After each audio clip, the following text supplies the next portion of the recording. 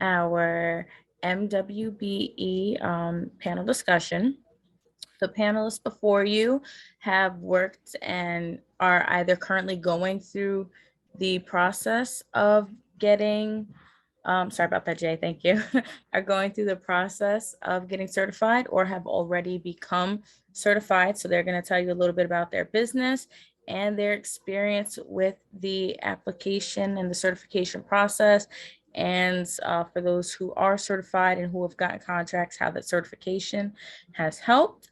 My name is Jennifer Kenny. In a couple of minutes, Kenya is going to log on. She is our MWBE specialist and the one that you would be working with your application should you decide to move forward or if you're just looking for information to apply down the line. So one by one, we'll go around, we'll introduce ourselves, our business a little bit, and we can start with Sabrina. I'll go around from the way I see it. You're muted. Great, because I was messing up anyway. Good evening, everyone. Sabrina Oliver. I am the CEO and founder of Ojai Technologies. It is a workforce and talent development company focused on the STEM industries with an initiative to really impact DEI in those industries. And I'll talk a little bit more about that, the company more later after everyone introduces, after we all get a chance to introduce ourselves. Thank you. Awesome, thank you. Next, Joan.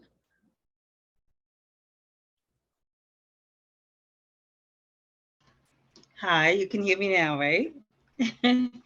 Hi, my name is Joan Thompson. I am the owner and founder of Carolyn's. Yeah, we'll talk more about my company there. Ina? Can you hear me? Yeah, okay. Yes, we hear you. Thank you, Joan.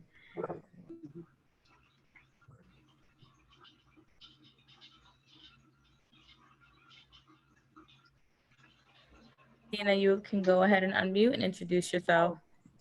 Sorry, yeah, hi, my name is Tina Burke, and I'm the owner of Pictorial Crew. It's a photo studio company. We specialize in a business headshot and annual school pictures for students, for schools. We'll talk more about the certification process and all later. Thank you. And Latasha, you can introduce yourself. Good evening, everyone. My name is Latasha Sullivan. I am the president of Global Business Development. I also teach financial literacy.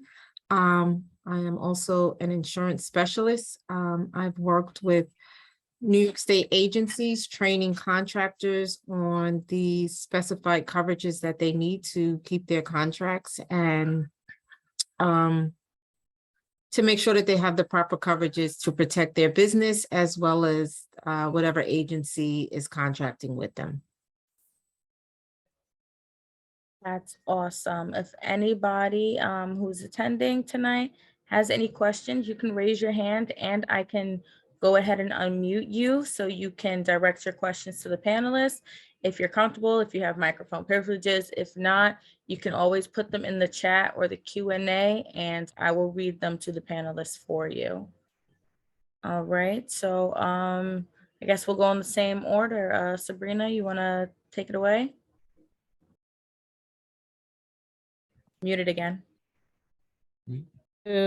Thank you. I'm just trying to recall exactly how long I've been MWBE certified. I am MWBE certified through New York State, New York City, MTA, Nassau County, and a few counties upstate. My process of MWBE certification came through the Suffolk County Community College EAC office. I highly recommend that office process.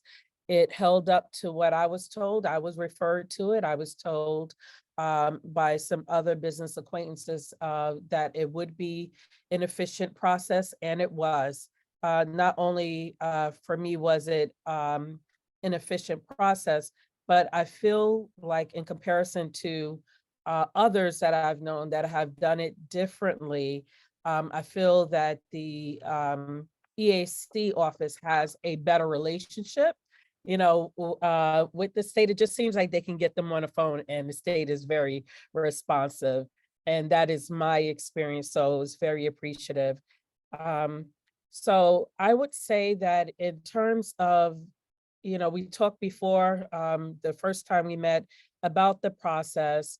Once you get the paperwork and you get the certifications, one could easily think that, okay, I got it. All of these contracts, they're going to start finding me. Yes, that is not really the story. It's not the story, but it just doesn't happen like that alone. It happens in terms of putting your name on certain listservs in terms of the types of contracting agencies that you want to become involved with, who you want to do business with. If it's Nassau County, if it's Suffolk County, making sure that you've contacted going through their website to do business with them. And typically it says that, same thing with New York City, depending on the agencies, it's the same thing. So basically it's a matter of you actually initiating, putting yourself on these listservs, and with the small business SBA, is it agency?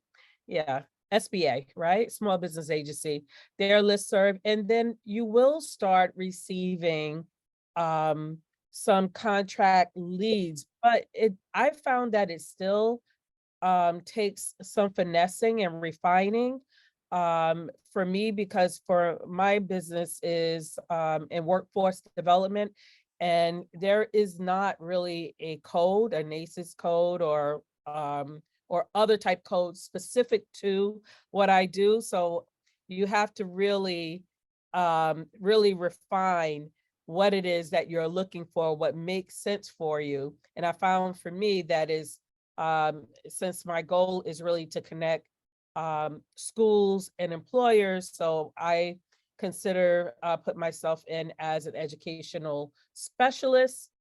And then also I think it's professional services. I'm talking about the types of codes to get you found, because I would just say that if you do not really get those codes, work those codes properly, you can be inundated and get fatigued by the solicitations, and it can make you miss the opportunities that are out there, because if you do like me, like, oh, this is not for me, this is not for me, this is not for me, and it really takes some time. That's the process, the most immediate process. And I don't want to talk so much, because I can go. Thank you for that. Joan, would you like to go ahead and tell us a little bit about your process? Yes, hi everyone. Again, my name is Joan Thompson. I am the owner of Carolyn's, which is a restaurant and catering. We started out as a catering business and merged on to restaurant.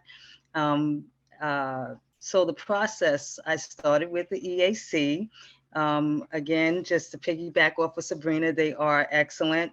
They work with you. They ensure that you get the contract, not the contract, the certification to become certified. The process, we started, first of all, you have to log on. You have to be able to log on to the New York State contract system. You have to have all your paperwork together, meaning your business license, your all your certifications of what you need to be a business owner. You have to have those things ready for that, because they need to know who they're contracting or who they're giving the certification to. So you need to have all those paperwork in line. After the certification didn't take long, I am certified. I do have the certification in New York. I am going to work on getting through Nassau County, as Sabrina says she is. I'm going to work on getting Nassau County and Suffolk County and also New York City, but I am New York State certified. Um, with that, you also have to get registered with the Duns and Bradstreet. And with that, you need to, the reason why you have to have that is so you can get that certification, but also being registered with Duns and Bradstreet, you're also able to get funding. You're able to, your business is recognized as a business once you register with Duns and Bradstreet.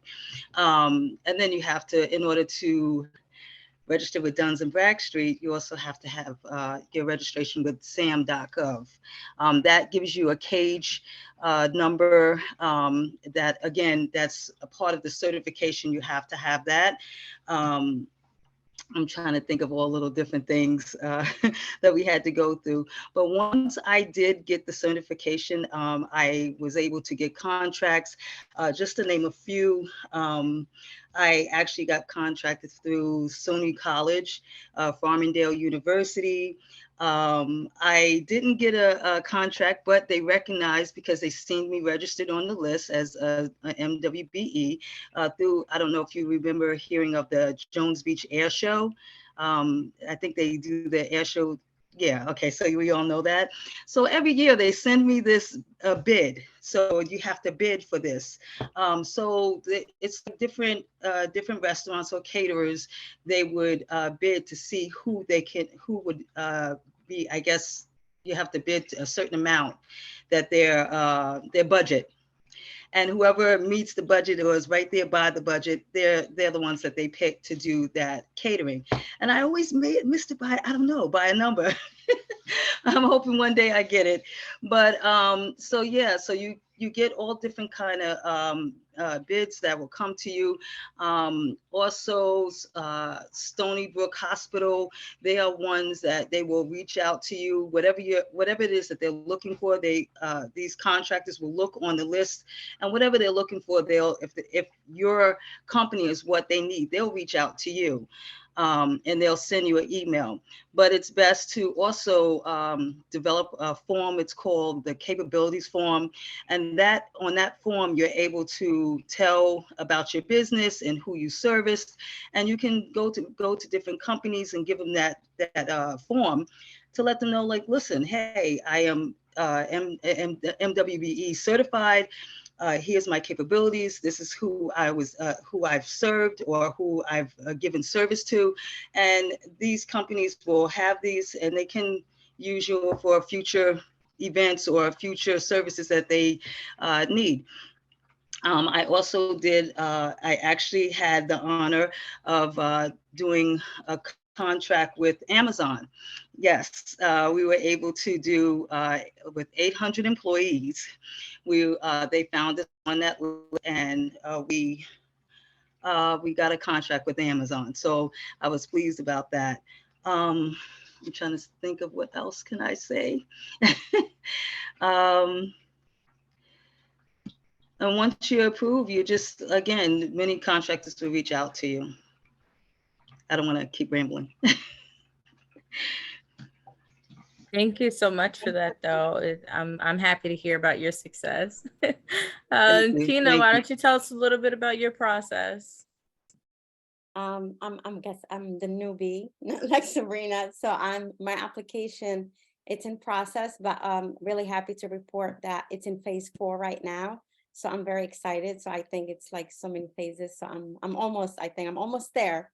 So the process really like I will just back what Sabrina and they said that the EIC really helped a lot since I joined, like since I reached out, especially Kenya, been really great of helping me like just get everything together, the documentation, guide me through the process.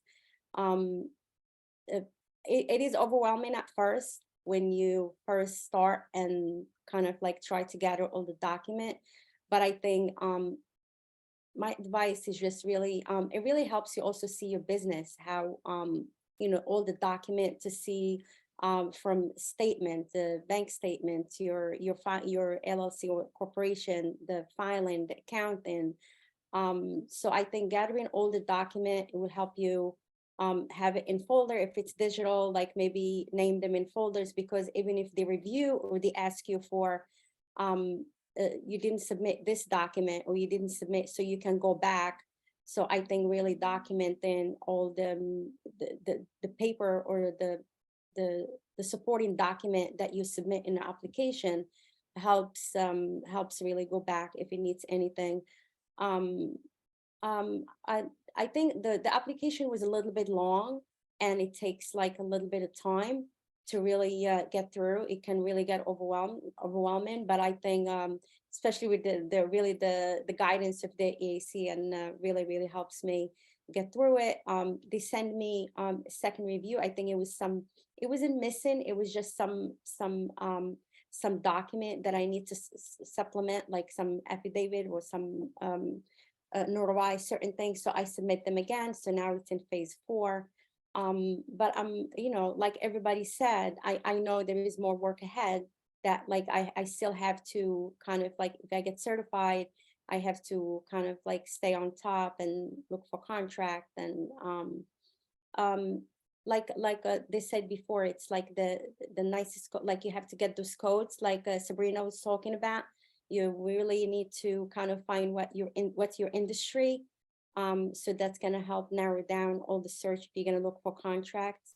The capability statement, it's something important that you need to get also to help with the process.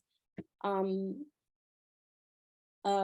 really don't, I didn't get any contract yet, but I think just the process was really helps me also grow before even getting to the contract. It's been very successful just from starting the process to see the business, to see how your business and how you operate. It helps me really kind of have a clear vision about where I wanted to go, where I want to take my business. So I'm really on top of the training. I'm doing also the 60-hour training with the Suffolk County. So that really helpful as well. So it's really a combination. I think it's really it's really been very helpful.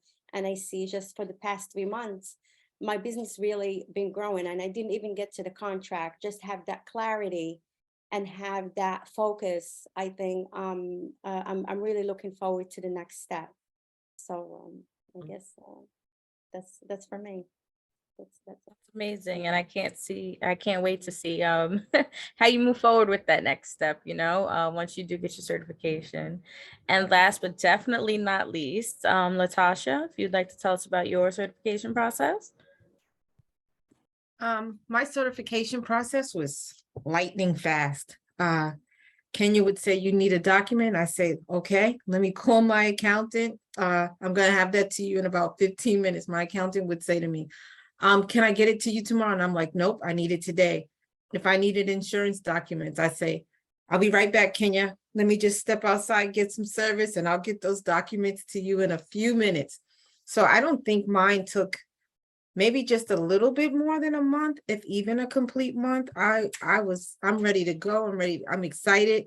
I had worked with MWBEs before, and I had started my own business years in advance. And then I said, what am I doing?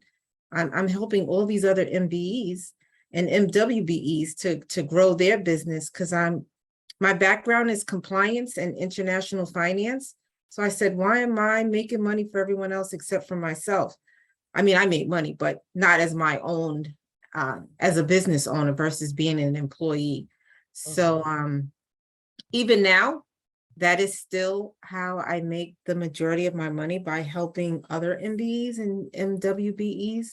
I've worked with Kenya on some of those, but Kenya was fabulous in helping me get certified. Sometimes I'd be there and she'd be like, okay, I'm going to be leaving soon. And I say, 5 more minutes. I'm going to get these docs. I'm going to get them uploaded. So yeah, it's been great working with EAC. I just brought a new client to Kenya yesterday. and they're super excited to begin their certification process.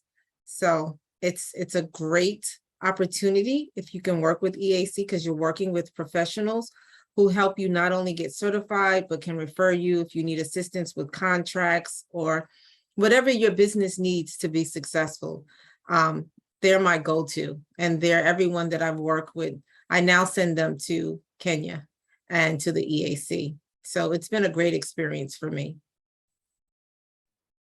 I wanted Thank to, you for I that. wanted, I wanted to add something very important for those who are considering or in the process. Basically, kind of sums up what we've said.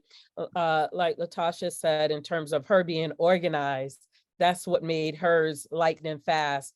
Not just is she organized, but she also has a team, right?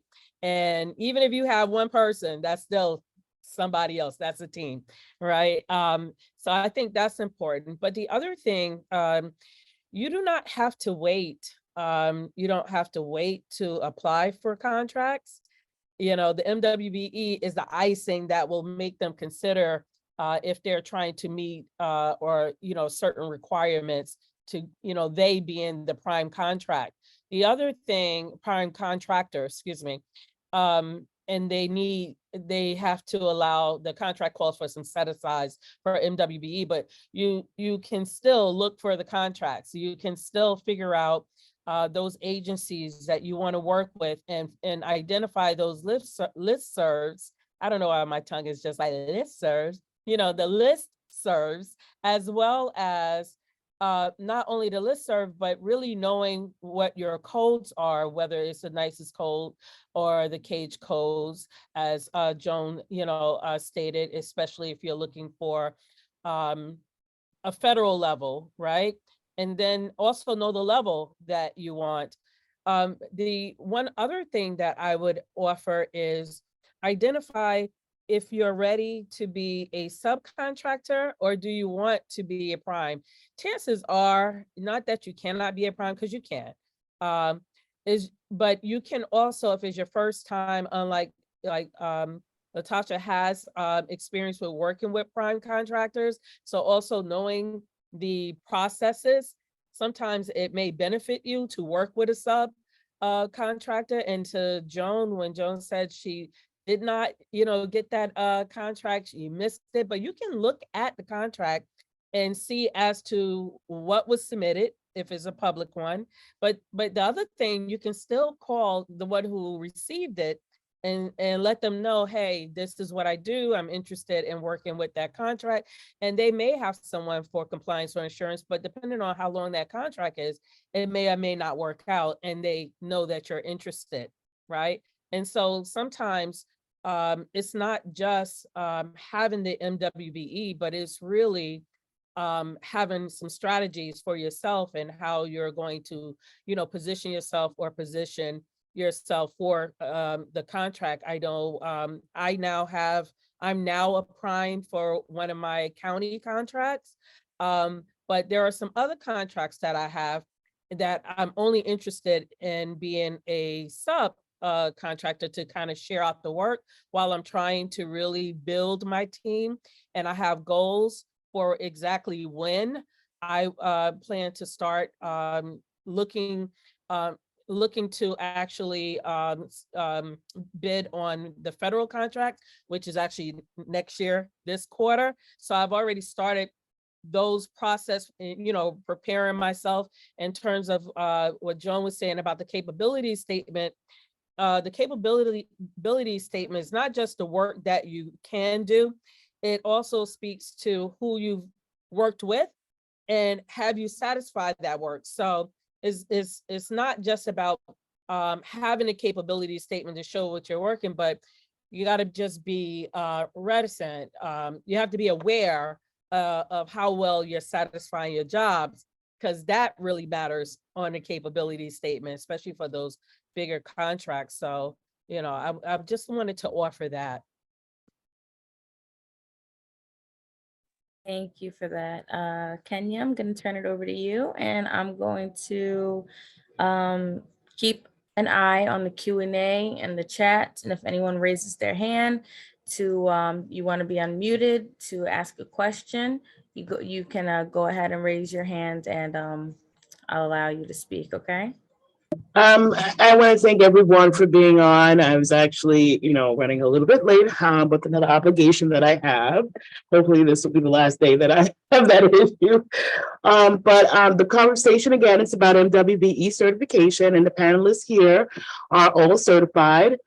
Before I jump into the questions, there was an attendee here who also recently just got certified. And I just wanted to bring her in the conversation. She's been in the chat, letting us know what she is thinking about and giving us her responses. So Daphne, if you can unmute and just let us know what's going on with you and your certification.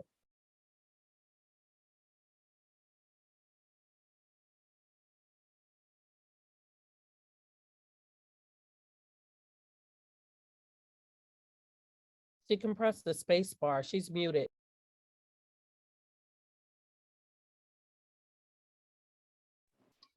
Hi, everyone. Can you hear me? Now we can. Yes. Hi. I'm sorry, I'm in my car. You might hear my little one in the back. But I just want to share that it was an amazing experience. It was an amazing experience. Kenya, I never met you like in person, but you were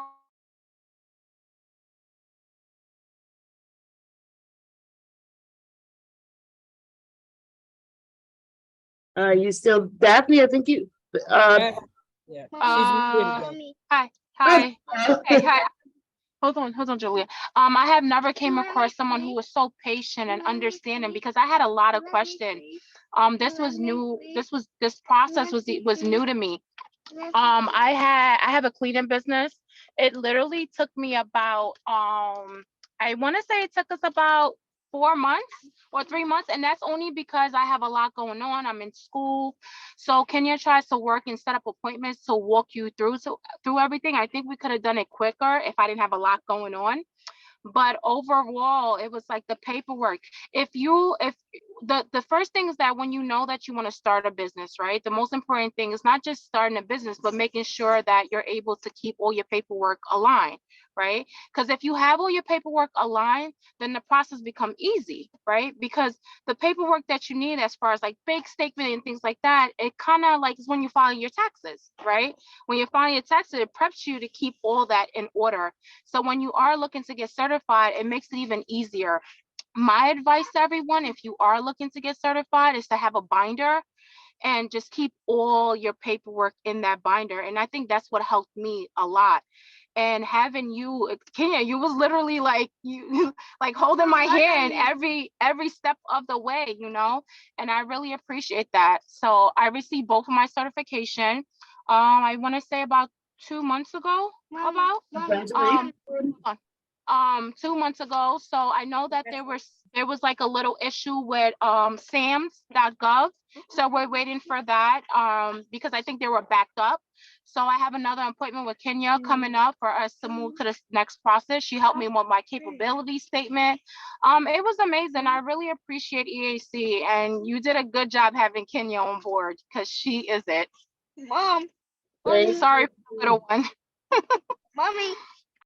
Okay, thank you so much for sharing that, Daphne. And I'm glad you were able to make it on tonight. So I know there are some attendees that are here listening to the application process and what you guys had to do to get it, the application all submitted, done and submitted. So the wait time, I know I've heard a little bit about how long it roughly took someone to actually get the certification. Sabrina, what's your take on the length of time it may take for, once you submit the application to it actually getting received to getting to an analyst? So I think there are factors that are just uncontrolled. So for the most part, you're also dealing with the state agency, and they have their cyclical, routines in terms of the calendar. So it depends on when you start the process and how organized you are. But I will say that if it's under a month, that's really exceptional. But I would say that if it's more than 4 months, then you also have something to do with that delay, the slowdown, unless it has anything to do with like holidays. Of course, I'm not considering COVID, the pandemic at all. But now that probably needs to be considered in terms of, I know not all other departments, state agencies, are they fully caught up or, fully open, but yeah, it should, I would say, 6 weeks to, I would say 6 weeks to about 4 months. And that's with this organized. Now, if you're really not as committed as you think you are, and you're not making the meetings because you feel like you're busy, or you're just not, your paperwork is just not up to par, or it's not, your business is not really the entity that you think it is in terms of being established. Like, I know of someone that thought that just because they said that they have an LLC, they did not have an LLC. They never did the newspaper component, and so all those things are going to catch up to you. So make sure you're organized and you're not slowing yourself down. That's what I would say about the time. Oh, and then one last thing, once you get the initial one, especially with the state, the other ones are even quicker, because New York City, they have an alignment. It's not an articulation. What do you call it, Kenya? When you can do the dual process? Yeah, so I call it the one-stop shop when Yeah, those the one stop. three other agencies to get certified with New York City, Port Authority of New York and New Jersey, and Buffalo as well. Right, and the ones upstate. Yes, yes. I do have a question. You're Suffolk County certified, correct, Sabrina? Oh, I'm not Suffolk County certified, but Suffolk County certification, it was not, I did not see it then when I was being certified, and I really did not need it because I'm state certified. And so, that's the thing too, that state one, in terms of the type of work that I do, most of the funding for my services come through the state, through the other the agencies or departments or counties. So I did not need it. Okay. Mhm. Okay. So looking for networking and looking for procurement opportunities.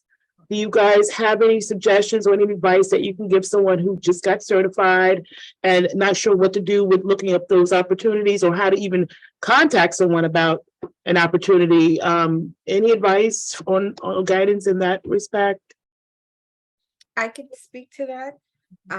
There are all year long, there is some agency, some government entity or organization that has these large procurement fairs. And if there is something that you would like specifically, if you get they send out the emails soliciting you if based on your codes.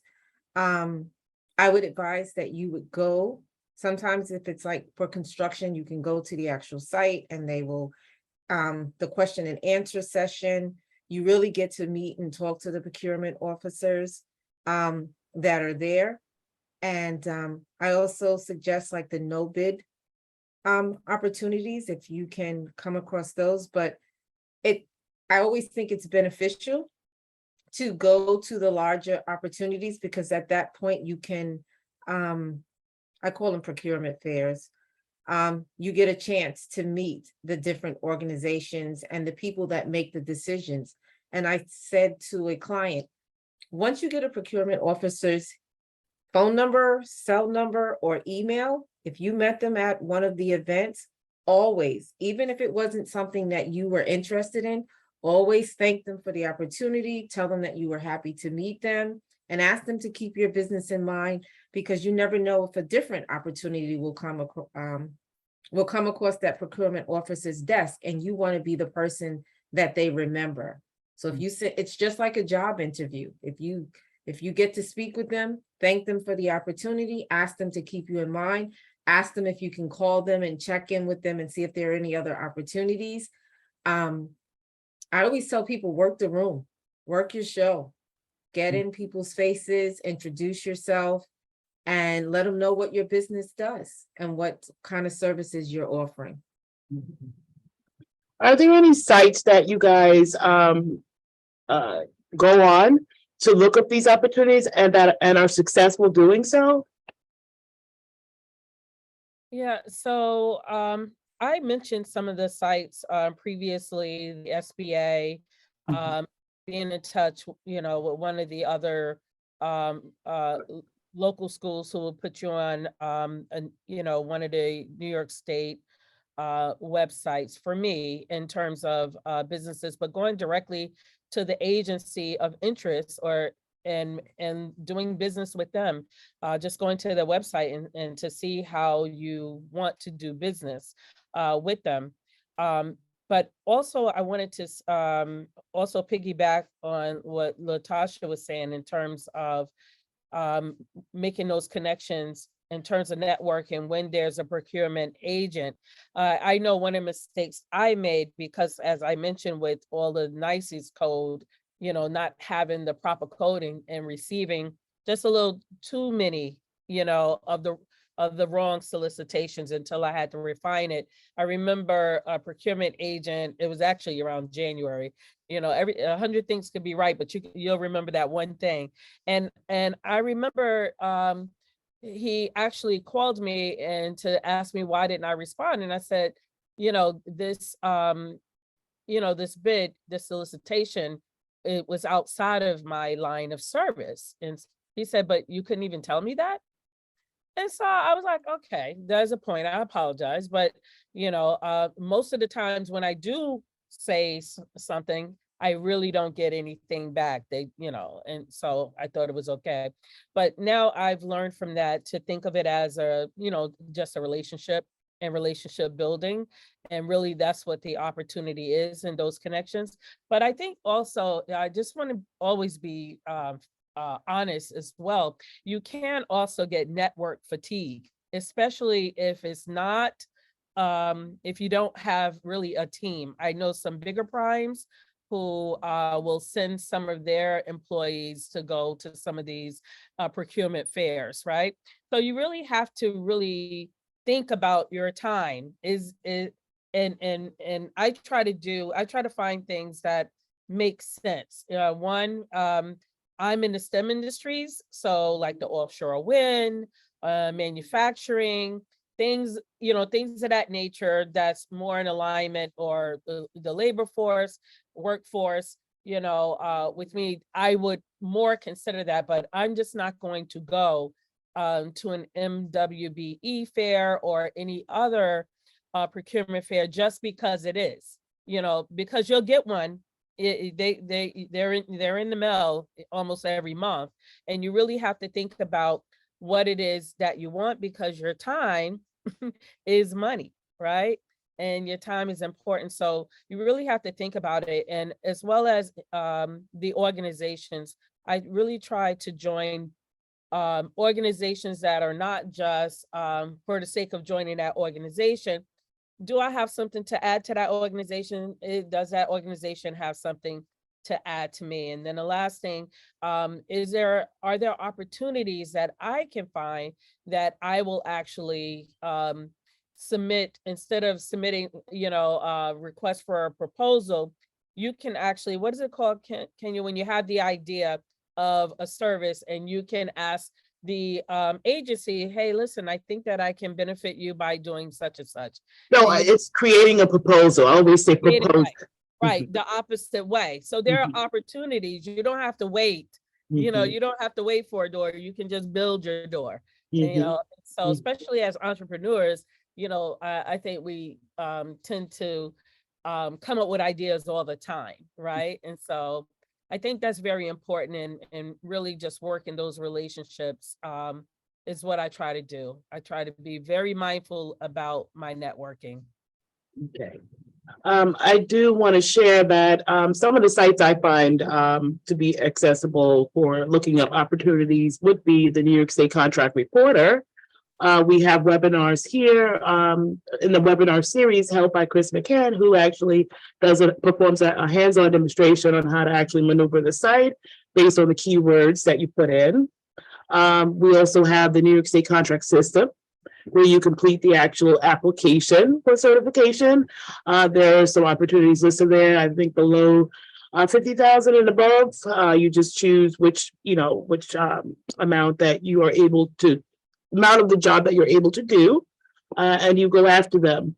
Now, the New York State Contract Reporter has those solicitations or those ads there for those opportunities, but you do need to have a login created, a username and password in order to actually view what the opportunity is and respond to it. So if that's helpful to someone else out there looking for the opportunities. In addition to that, they have the MTA, who also has an MWBE program, and Department of Education, right? So I would urge you guys to just, go on their sites, reach out to DOE, reach out to MTA, or go on the site and view what's coming up and reach out. And like Sabrina and all of us really know about the networking, right? It's all about networking and building those relationships, getting that buyer familiar with your product or service. Ms. Kenya, we do have a question in the Q&A. Sure. So we have Rafi says, I have submitted my application in June. Big thanks to Kenya for all her help. But since then, the status is submitted pending receipt. Not sure what else I can do. Please advise. Does anyone want to jump in on this? Why his application is probably waiting in so long to get pulled from the queue? I think that may have happened to me once, and I think what we did, Kenya, was to call and to find out why.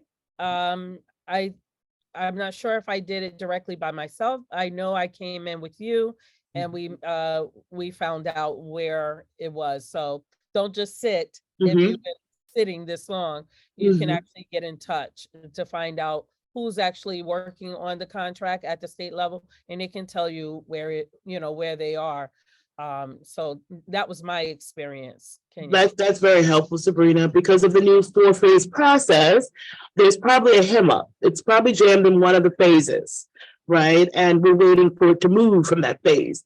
So I would say, like Sabrina says, reach out to the help desk, right? Let me give it 212 in case you guys need it. Jen, can you put in the chat? 212-803-2414. Call the help desk and let them know your application's been there for 4 months and you haven't heard anything back on it. And you just want to know exactly what the status is. Can you just give me that one more time? I want to make sure I typed it correctly before I hit. Oh, sure. 212-803-2414. Okay, I did it correctly. Okay.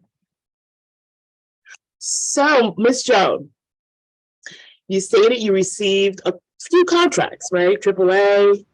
I just want to say that your story, because we worked together from the moment you came in, and I've seen how much you've grown through the certification, right? So AAA being your largest contract, how did you get that AAA contract? You're speaking of the Amazon you're talking about, right? Amazon. Okay, yes, Amazon. How did you get that Amazon contract? Well, it was actually during Black History Month. They wanted to work with a Black-owned restaurant, so they found me because I kept saying, well, how in the world did these people find me?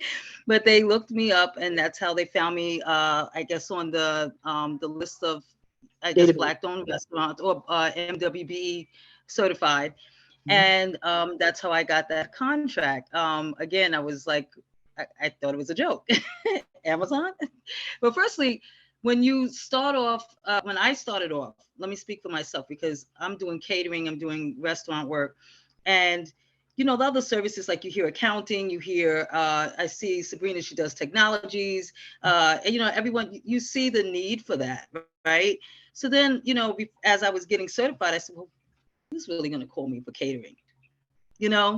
I was thinking that, in the beginning, I was like, well, what kind of opportunities can I get? But lo and behold, people like to eat. People like to eat, and they have business meetings. Yes. And It was amazing to me that I got that contract. Contract. They wanted to see how well I worked it.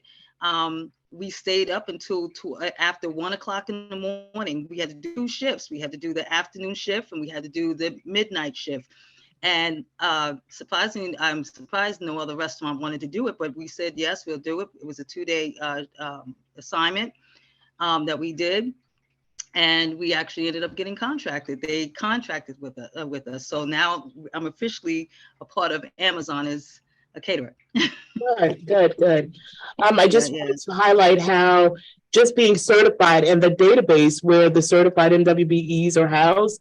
So when you create in the application, the section where you have to list your activities, and I always say be very detailed as possible because that's what they're going to use to market you on the database. So those buyers see that when they're looking for MWBEs based on those basic codes. I So do. always, yes, I'm go ahead. sorry. I do want to say that also when you become certified, like for like myself, when I first got certified, I was at one location, but then you please make sure that once you get your certification, say if your business moves to a different location, make sure you go back into that system and update your information because people are looking for you. My mistake, I did that. I didn't update the system, but thank God this one lady from actually Farmingdale University, she was looking for me, and she had spoke to me when I was at the first location, and then I had moved, and so she says that she just didn't give up, and she said she kept looking for me, but because she wouldn't have to have done all that had I went in and updated my system, my information, you know what I mean? But she found me, thank God. And just make sure that you update your information. And another thing I wanted to share, Kenny, I'm sorry, I noticed that people will find you when you put it on your website. Put it on your website that you're MWBE certified. Put it on your social media pages that you're MWE certified. Because people can just be checking you out, but that might be an agency that, they go, oh, wow, they're certified. They're certified. Let's call these people up. Maybe they'll have a contract that they want to work with you. Mhm, So put it on whatever your social media platforms or whatever, so that people will know. mhm. I'm sorry. Go ahead. Definitely. Go ahead, Sabrina. No, I concur. The one contract I'm waiting to see if it's going to be approved as a subcontractor came by way of Atlanta, Georgia. You know, so the prime is in Atlanta, but the opportunity is in New York. And so they needed an MWBE. And it just so happens, I think that it even benefit this prime even more, the fact that I also MWBE through MTA. So it actually helps them. We're hoping to hear by next month whether or not they receive it, but it looks good. So that is true. I have that I'm MWBE on my work social media, LinkedIn, I think it is, also on the not the Facebook. I don't, yeah, I think I do, but also definitely on the website page. Um, yeah, people will look for you, and sometimes even that you have to still be able to manage the work. So managing the work is so very important. Yeah. Mm. Yes. Latasha,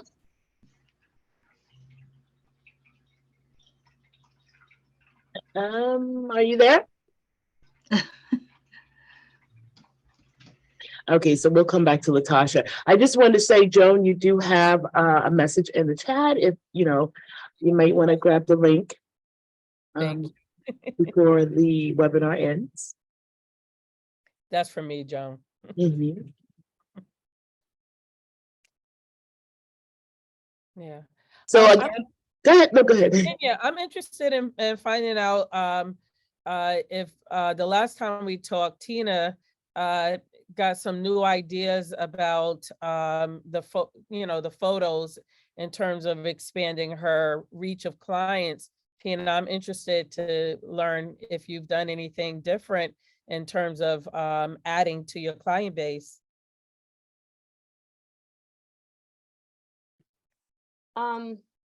I haven't. I think I did the 60-hour training. I think I'm doing it with the Suffolk County. I think that's great with Mr. Santos. I think it's been really amazing class. I have been really I have been doing more headshots. So magically, I think social media. I mean, I'm not even involved in it, but you know, they reach out to me, so I've been doing corporate headshots more. Been busy with some schools recommendation. It's been really busy 3 months, but I would like to expand my calendar for the year. And so that's something that I'm looking into, and I'm hoping to, with the certificate, to start like registering for New York State contract reporter. I attended some webinars with Chris McCain. I think I need to, it's just like you said, Sabrina, it's just the time. It's just too many things, and just but it's really been very eventful few months. I think what Kenya, like, she really recommend, I think I might just reach out to the New York State, the Department of Education, and just register as a vendor. Hopefully that might help kind of like get some contract for school pictures or something. So that's, you know, I have few goals in place. I just have to execute now. It's like, you know, but Okay. Hi, Kenya. I'm back. I don't know what happened, why you couldn't hear me. I could hear you guys, but it was echoing. But Okay. I'm not sure what happened to my Video? the video and or the sound. Like my video is on, but I don't. Yeah, and the sound is on. Your computer might be hot. Okay, Laptop. Oh, there you go. I got it. There you go. Did you have a question for me? I'm sorry. I did. So in the avenue of looking up opportunities, were you able to see any out there for your business? I know you've done something with the MTA or reached out to them. But you know, again, you know, MTA, the contracts is supposed to be for, you know, several industries and not one. And Sabrina is registered. Are you with MTA, right? Yes. That's funny because I received a phone call today that they were interested in working with me.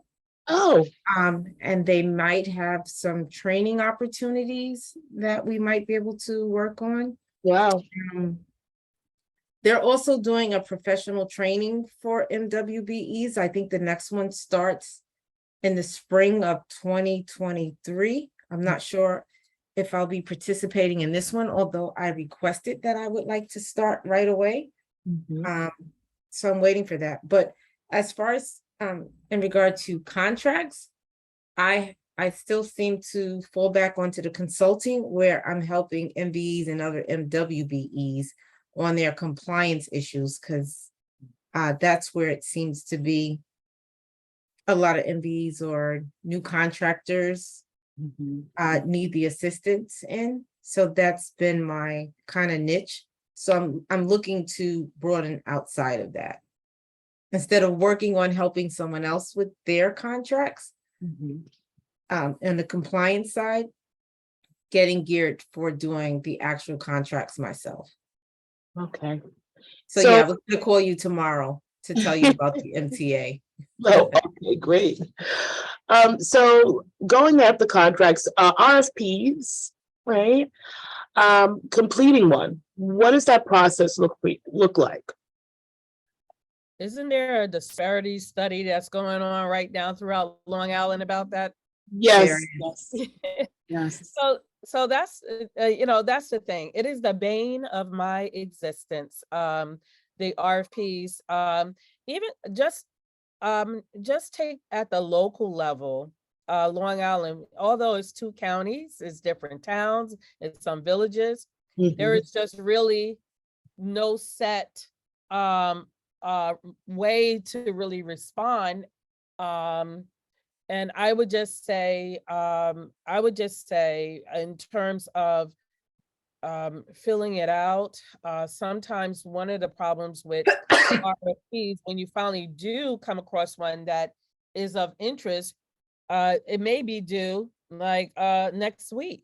It's almost impossible. And sometimes these are the good ones, but by the time they find you, or maybe they thought they had somebody else, or maybe they were trying to, they being the prime is what I'm talking about, the interested prime was trying to act like they couldn't find an MWBE.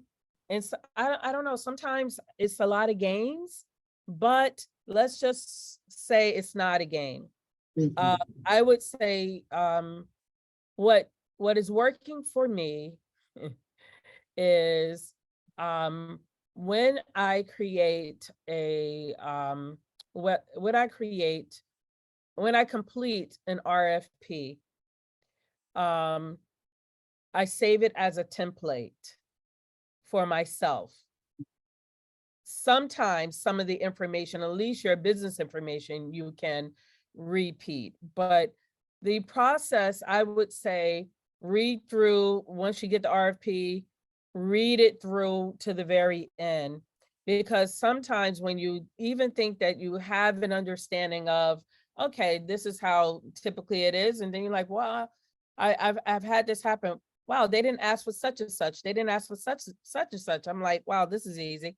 No, because they asked for it at the very last or a couple of pages, and some of the stuff that they may want, you have to get from somewhere else, in terms of you may have to increase your insurance, or some other documents. And then you have to ask yourself, is it even worth it?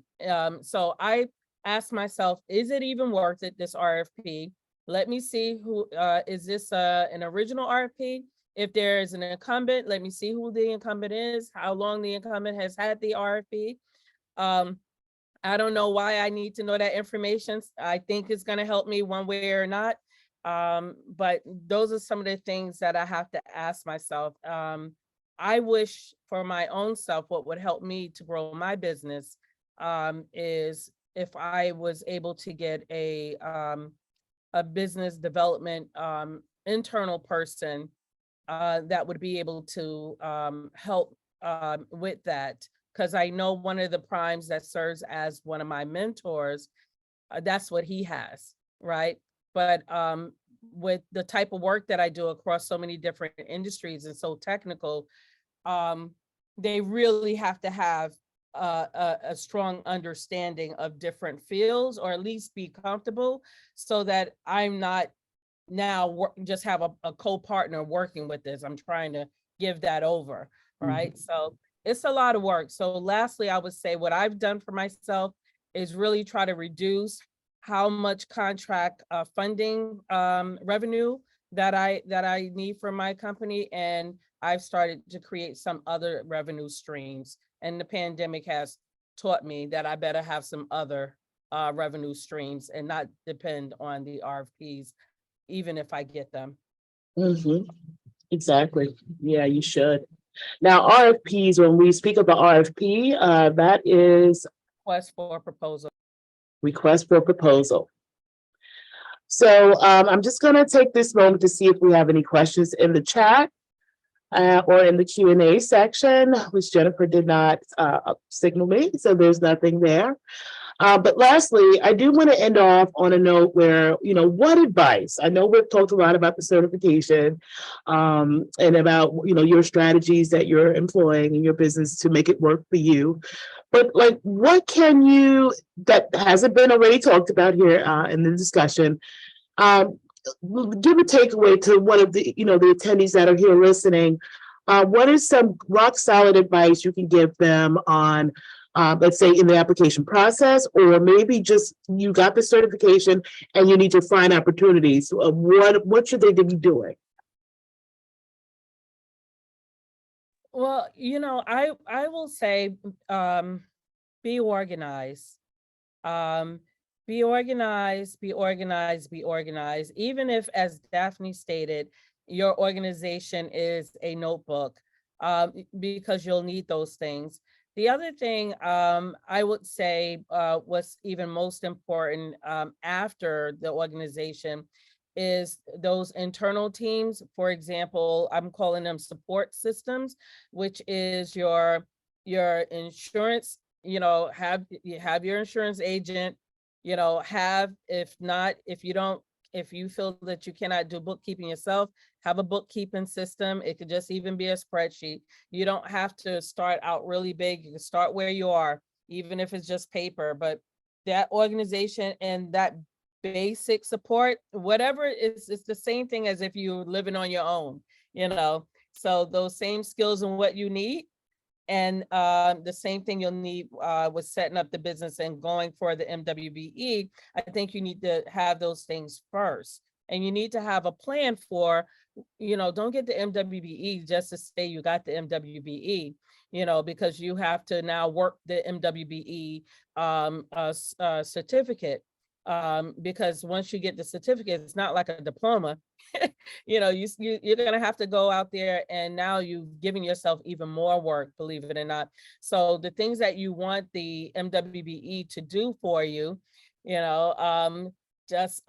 have to start doing that. You have to start putting those things in place for yourself, identifying all the things that you're going to need so that you're not just ready. You're more than ready to go, I would say.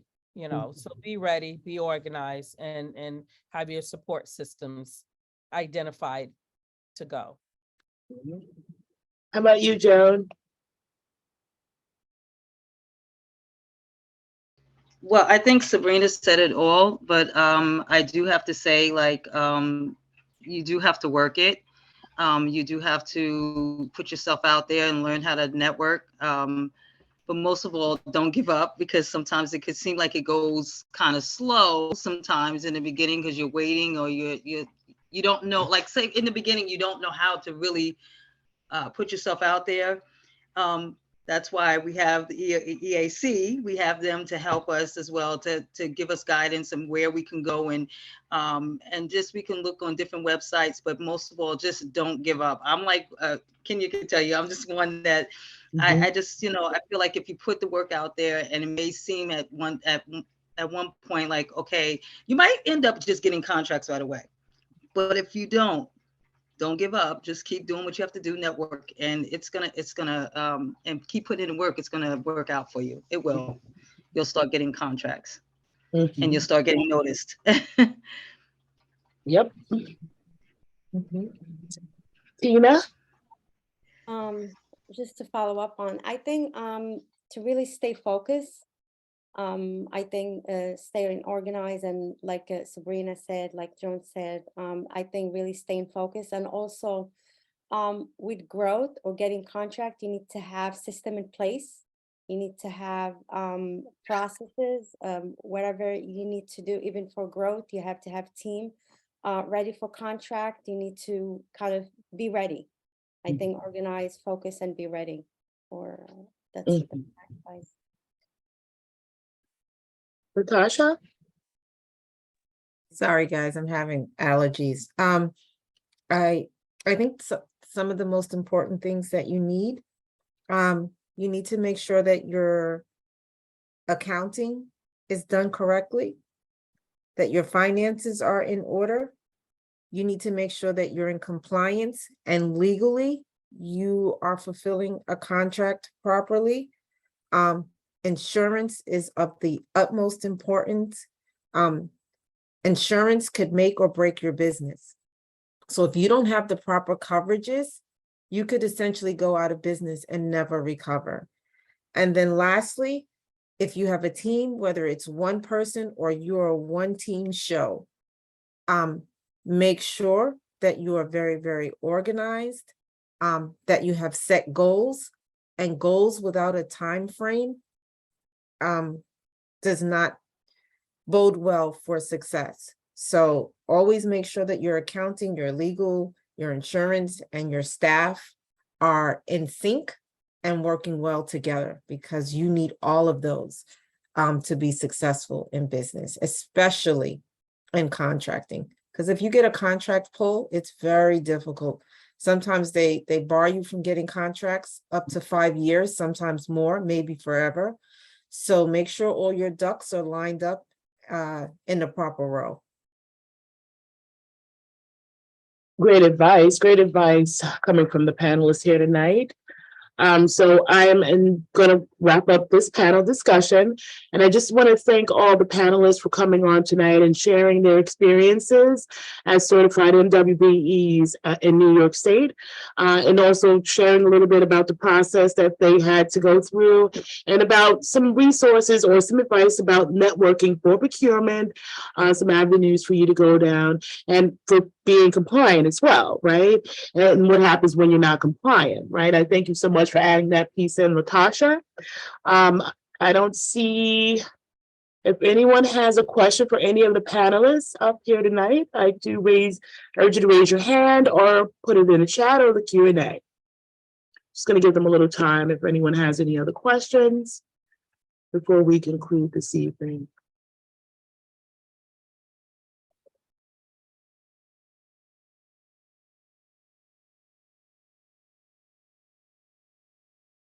So I'm getting a lot of thank you comments in the chat right now.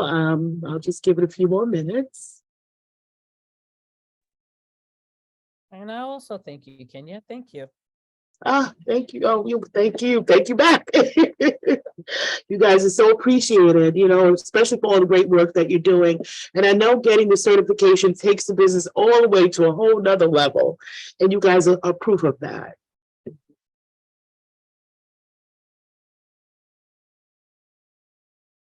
Okay, so I don't see any comments in the chat.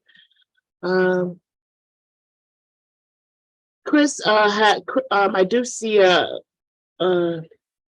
spoke to you about the two. But Chris, do you have a comment or you were just or a question? Okay, thank you. Yes, thank you. Thank you for taking my question.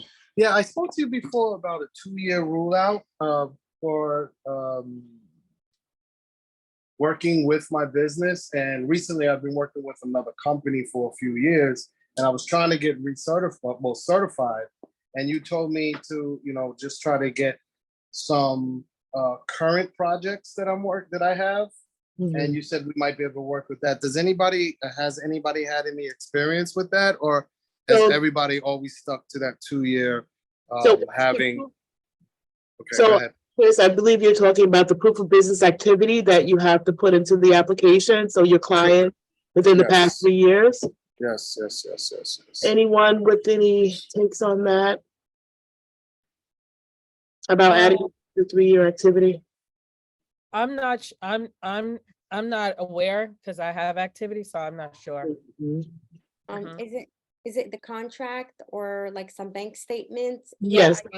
I was told to submit that, and I think you just have to show the contract that you had, like you conduct business or you have contract that you conducting, and show that there is like transactions, like a fee that you get paid for that.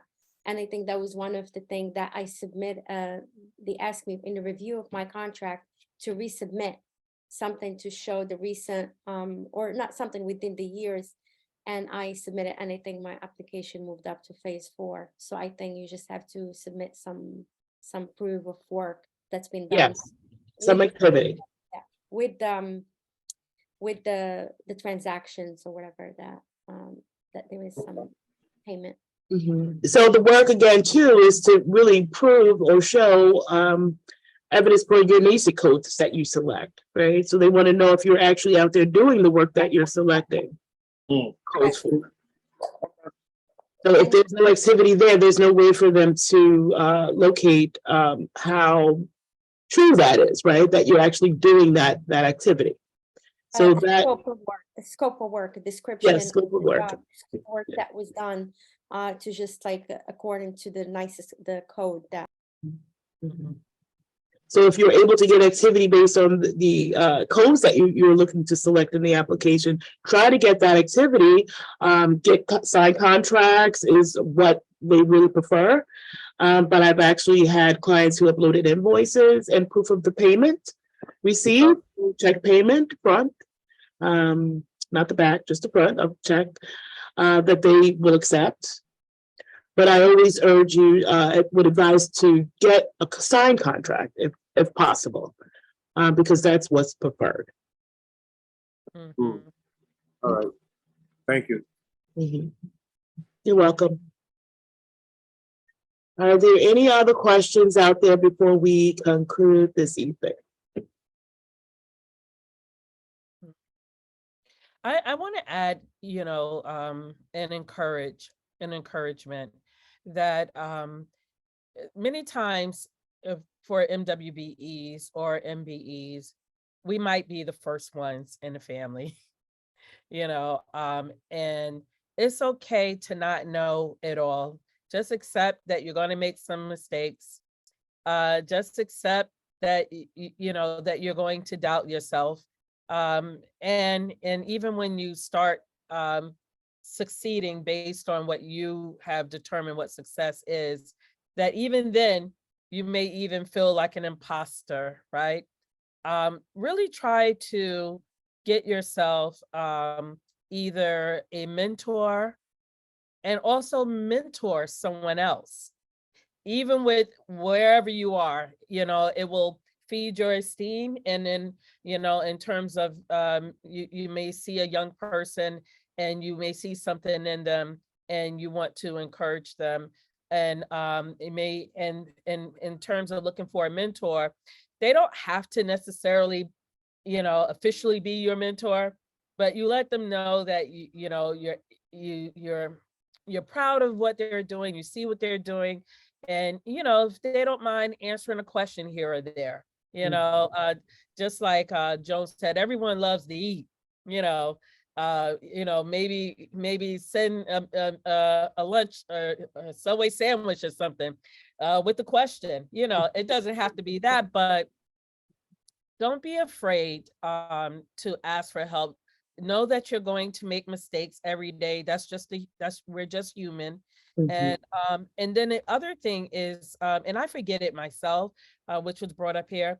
Return to the MWBE website and make sure your information is still reflects what you believe your business is doing. Of course, you got to stay within compliance in terms of making changes, but it's okay to adapt and say, well, I thought I was going to do that, but this absolutely seems to be the better thing, because you can change your codes. You can't, it's your business. Business is nothing but solving problems, right? And so you do get to change your mind. You do get to make mistakes.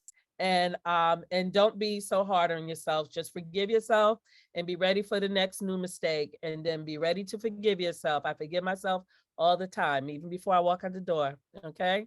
So I would just encourage everyone to just know, even the person that you may even admire the most have made many mistakes, and you only need just one success or one yes or whatever, to really help you. But continue to pull someone up also, because it will help you also grow. Yes, yes. Great words spoken. So I do want to get ready to wrap this up. And again, I thank all the panelists for being here tonight, especially some short notice. But the information tonight was greatly appreciated and much needed, right? To help guide someone through this process. And maybe, now that they're certified, not sure exactly what to do with the certification. So hopefully they were able to get some information that'll help them create a plan to make the certification work for them. Okay, and I again thank you, and I just want to say have a good night. Thank Thank you. you. Thank you. Good night, Thank you, everyone. everyone. Wait, before we Good go, night. Good night. we go. Jennifer, do you want to let them know about our upcoming webinars? Yes, so we do host our webinars Tuesdays, Tuesdays in Spanish, Thursdays in English. So next Thursday, we will be having our MWBE certification application introduction, so that you will hear more about, what the certification application process is, what the application is for, how you would use it, and more information strictly like on the benefits of the application, of getting the certification, and that will be presented by Miss Kenya.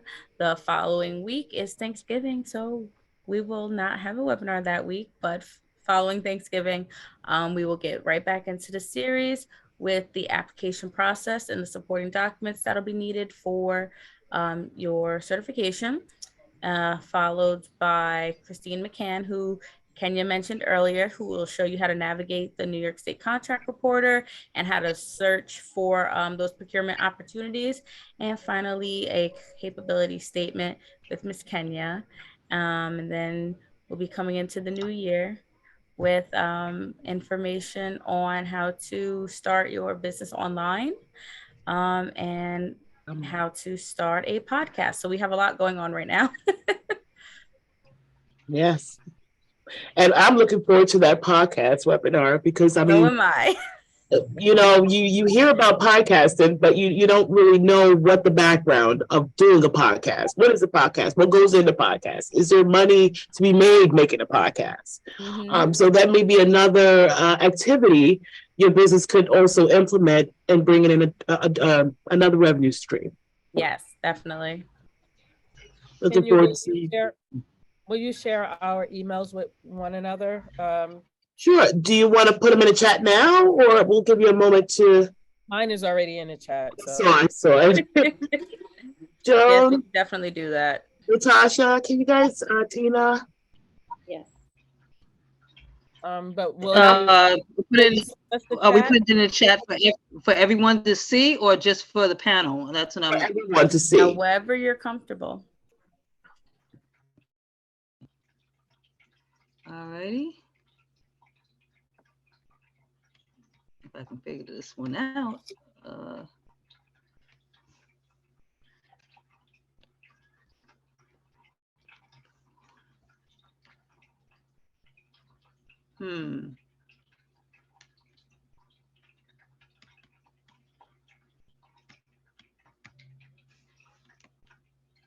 I'm also going to add the center's main email into the chat.